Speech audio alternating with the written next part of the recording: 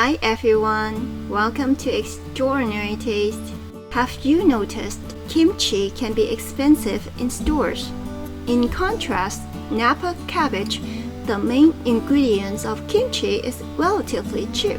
So have you ever thought of making your own kimchi? Not only is it easy to make, but it also gives you the freedom to customize the flavor to your liking. Let's get started. When choosing napa cabbage, look for the ones that are firm and tender with fresh, crisp leaves. Throw away any yellow or bruised leaves. Then separate and wash each leaf to remove dirt, debris, or pesticides. This step is important as kimchi is typically consumed raw. Coarsely cut the leaves into smaller pieces.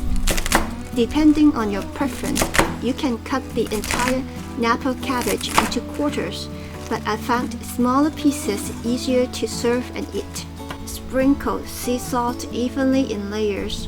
Sea salt is less processed than table salt and often retains more trace minerals, which can contribute to a more complex flavor. That said, table salt works fine too. Use whatever you have available. Give it about 6 hours to release water and soften. Turn it every hour though, so the salt can be evenly distributed. Next, bring 4 liters of water to a boil. Then let it cool. We're going to use this water to wash the napa cabbage after it is salted. Boiling water for a few minutes can help kill most harmful microorganisms and sanitize the water for making kimchi. Next, we'll prepare a vegetable-based soup with these ingredients. Add 1 tablespoon of oil to a pot. Sauté the vegetables for a few minutes to bring out their flavor. Add 2 cups of water. Cover and bring it to a boil. Once it boils, turn the heat to low and cook it for 45 minutes. Meanwhile, we can prepare the ingredients for the paste. The type of krill used in kimchi is salted and fermented. They can be found at most Korean grocery stores or Asian supermarkets. Krill is added to kimchi to enhance its umami flavor, aid in fermentation, and provide saltiness that acts as a preservative. If you can get krill, replace it with 1/4 teaspoon of salt instead. Add everything to a blender. Blend it until it turns into a paste, making it easier to release its flavor. Add 1 to 2 tablespoons of cool, boiled water to help if your blender struggles to blend. Put it in the fridge until it is ready to use. When the broth is done, strain 1 cup from it. You can skip this step simply by boiling a cup of store-bought broth. Add it to 15 grams of all-purpose flour. Stir constantly until the flour has dissolved. Cook it on the stove top. Continue stirring to prevent sticking. It will gradually thicken up. This is the base for making the kimchi paste. Once it starts boiling, turn off the heat and let it cool. Once it has cooled, we can combine the paste.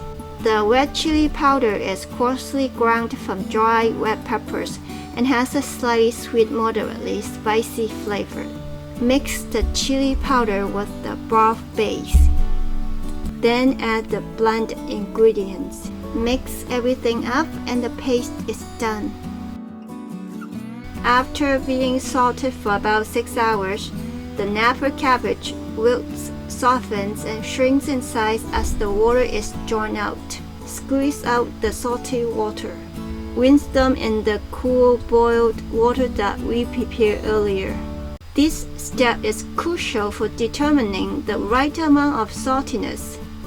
Give it a quick rinse and then drain. Squeeze out any excess water. Put the napa cabbage and paste together in a clean bowl. Toss everything until the napa cabbage is evenly coated with the paste. Then we can put them in sterilized jars. To sterilize jars, you can boil them in water for a few minutes, bake them in a 200 degrees Fahrenheit oven for about 10 minutes, or run them through a hot dishwasher cycle.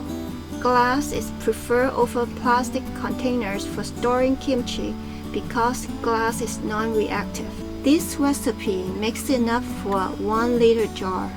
You can eat kimchi right after it's made, but the flavor will be much milder and less developed. In my opinion, give it at least 1 week to ferment in the fridge for the flavor to develop. If stored properly, kimchi is safe to eat even in a few months. However, with extended fermentation, the napa cabbage may become softer and the flavor more intense. In my upcoming video, I will show you how to make seafood rice cake hot pot using kimchi as the soup base. Thank you for watching. I will see you next time.